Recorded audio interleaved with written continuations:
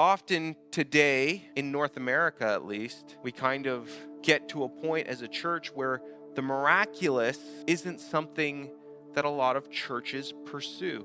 And sometimes we would call people who pursue God's miracles as fanatics. Sometimes you see these extremes, right? You see churches that only practice their religion a certain way, but don't believe that God can do things outside of the box. And then you have churches who all they do is talk about the things that are outside of the box. And so here's the thought that I've had as I've been preparing this message, and the Lord's been teaching me, I believe, about this, is that we need to pray in such a way that we believe that God can do miracles, that God can exceed, as the scripture says, more than we could ask for or even imagine. God is capable of doing those things.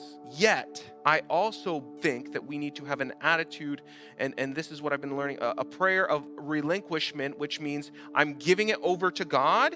I'm going to give it to God, and if God chooses to heal, if God chooses to perform a miracle in someone's life, then that's God's will and God's choice. But I am not going to base my faith, how I'm encouraged, whether I believe or not believe, I'm not going to base that on the miracle. I'm going to trust in God no matter what. And the perfect example of this is Jesus in the garden. Jesus is in the garden, and Jesus's will, Jesus's desire is to not suffer. He says to the Father, if there's any other way, please let it be, that I don't have to suffer. And then he prays, yet not my will, but yours be done.